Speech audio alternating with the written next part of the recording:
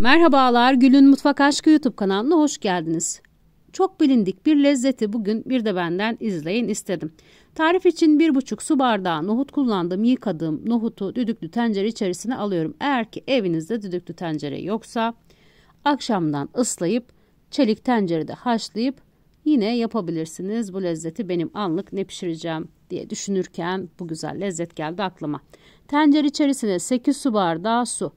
1 yemek kaşığı kaya tuzunu da ekledim. Ocağa aldım nohutu haşlanması için. Kaynadıktan sonra altını kısacağım ve nohut kaynamaya devam edecek. Ben tavuğu parçalara ayırıyorum. Söylemiştim. Anlık aklıma geldi ne pişirsem diye düşünürken bu güzel lezzeti hazırlamak geldi aklıma ve nohutu koydum ocağa. Sıra geldi tavuğu parçalamaya. Tavuğu parçalamamdaki sebep kaynatacağım, haşlayacağım için pişirme süresini daha aza indirmek.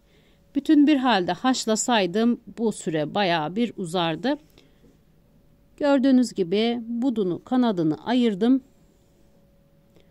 Göğsünü de parçalara ayırıyorum. Sonrasında önceden yıkadım, tekrar yıkayacağım.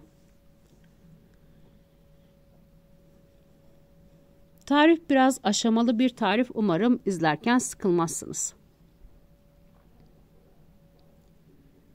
Tavuğu parçaladım. Tekrar süzgecin içerisine aldım. Yıkadığım, suyunu süzdürdüğüm tavuğu tencere içerisine alıyorum. Üzerine 1 yemek kaşığı kaya tuzu, 2 litre su ilavesi yapıp ağzını kapatacağım. Orta ateşte pişecek tavuk. Ağzını kapattım. Ocağa aldım. Haşlanması için kaynarken tavuk, ben pirinci hazırlıyorum. 3 su bardağı Osmancık pirincin içerisine 1 litre su, 1 yemek kaşığı tuzu ekledim. 1 saat su içerisinde bekleyecek pirinç. Hem bu şekilde nişastası iyice gidecek hem de pirinç yumuşayacak. Yaklaşık 1,5 saat kaynayan tavuğu kontrol ediyorum pişmiş mi diye. Evet, pişmiş. Çatalı bırakıyor. Eğer ki pişmemiş olsaydı çatalı batırdığımda çatal içinde kalırdı. Gayet et ayrılıyor. Ocaktan alacağım. Orta ateşte yaklaşık 1,5 saat kaynadı. Tavuğunuzun sertliğine göre bu süre azalıp ya da kısalabilir. Ben toplamda 1,5 saat haşladım. Tavuğu aldım kenara. Sıra geldi düdüklü tenceredeki nohutu çıkarmaya. 1,5 saat yaklaşık nohut da pişti. Nohut biraz sert bir nohutmuş. Sizinki bu kadar uzun sürmeyebilir. Eğer ki düdüklü tencerede hazırlıyorsanız, akşamdan ıslatırsanız yine sürmeyebilir. Söylediğim gibi sert bir nohuttu. Bayağı bir haşladım ben bu nohutu. Hazırladığım nohutu süzdüm, kenara aldım. Yarım kahve fincanı zeytinyağını tencere içerisine aldım. Üzerine nohutu ilave ettim. Bilmiyorum siz nasıl hazırlıyorsunuz? Ben bu şekilde yapıyorum. Yorumlarda da belirtebilirsiniz nasıl hazırladığınızı. Genelde bildiğim kadarıyla sonrasında ekleniyor nohut ama ben öncesinde ekliyorum. 1 yemek kaşığı dolusu tereyağı ilave ettim. Nohutu biraz kavuracağım. Böyle daha güzel oluyor. Denemenizi öneririm. Tereyağı ve zeytinyağıyla nohutu biraz çevirdim. Üzerine iyice yıkadığım 1 saat tuzlu suda bekleyen pirinci aldım. Pirinç olarak tekrarlamak istiyorum. Osmancık pirinç kullandım. Nohutla pirinci de kavuruyorum.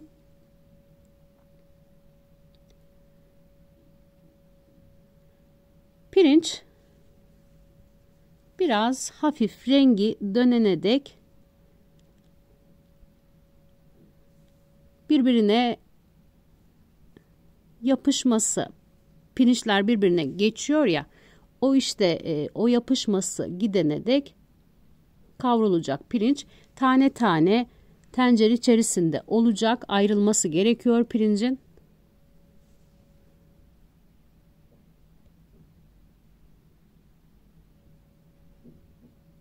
Kavrulan pirincin içerisine 4,5 su bardağı tavuğu haşladığım sudan ekleyeceğim. Eğer ki sizlere çok fazla gelirse tavuğun suyu Yarı yarıya kullanabilirsiniz.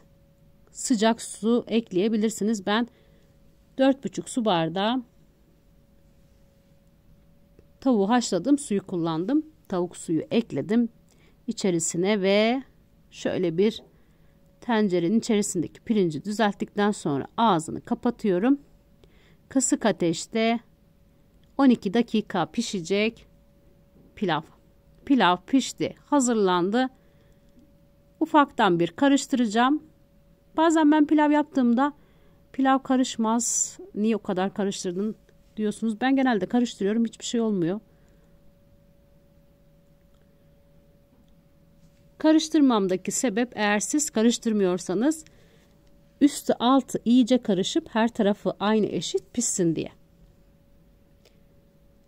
Bu aşamada altını kapattım. Üzerine bir kağıt havlu serdim. Pilav demlenirken ben tavuk etini dideceğim.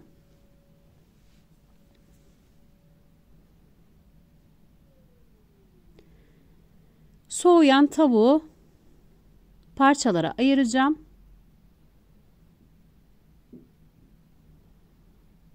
Gayet güzel pişmiş. Kemiğinden iyice ayrılıyor haşlanan tavuk. Tavuğu haşladım. Gördüğünüz gibi parçalara ayırdım. Dilerseniz bu şekilde de tüketebilirsiniz. Ben baharatlayıp yağlayıp o şekilde seviyoruz. Sizlere o aşamayı da göstereceğim. Biraz kızartıyorum. Güzel yağda, baharatla çeviriyorum. O şekilde tüketiyoruz. Tavuk etlerini parçalara ayırdım ve gördüğünüz gibi tavuk eti hazır. Tava içerisine sıvı yağ ekliyorum. Bir kahve fincanı kadar sıvı yağ ekledim. Üzerine bir tatlı kaşığı pul biber, yarım çay kaşığı karabiber, bir çay kaşığı 7 baharat, güzel bir aroma katıyor. Sarımsak ilavesi yapıyorum, 5 diş. Sarımsak da tavuğa güzel yakışan lezzetlerden birisi. Sarımsağı da ilave ettim. İçerisine bir çay kaşığı kadar kekik ekledim ve yağ içerisindeki malzemeleri karıştırdım. Zaten tavuğun içerisinde tuz var. Tuz içerisinde haşlandı. Tuz eklemeyeceğim ve parçaladığım tavuk etini tava içerisine aldım. Biraz soteleyeceğim. İçerisindeki baharatlar, sarımsak tavuğa geçecek. Hafif de kızaracak ve kızartılmış haliyle servise alacağım.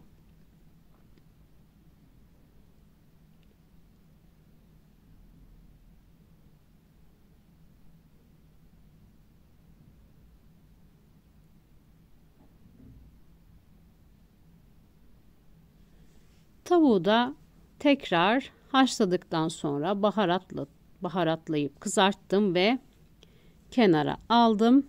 Sıra geldi servis aşamasına.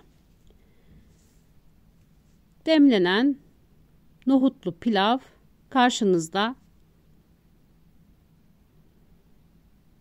Gayet tane tane oldu. Gördüğünüz gibi, bilmiyorum nasıl görüyorsunuz oradan. Gerçekten tane taneydi. Bunu söyleyebilirim. Tane tane olan pilavı kenarından karıştırıyorum. Hepsini karıştırmıyorum. Lapalaşmasın diye kenarından karıştırarak şekil vermek için bir kabın içerisine aldım. Servise başladım. Herkesin pratik bir şekilde hazırlayacağı bu güzel lezzeti nacizane dilimin döndüğü kadar sizlere sunmaya çalıştım.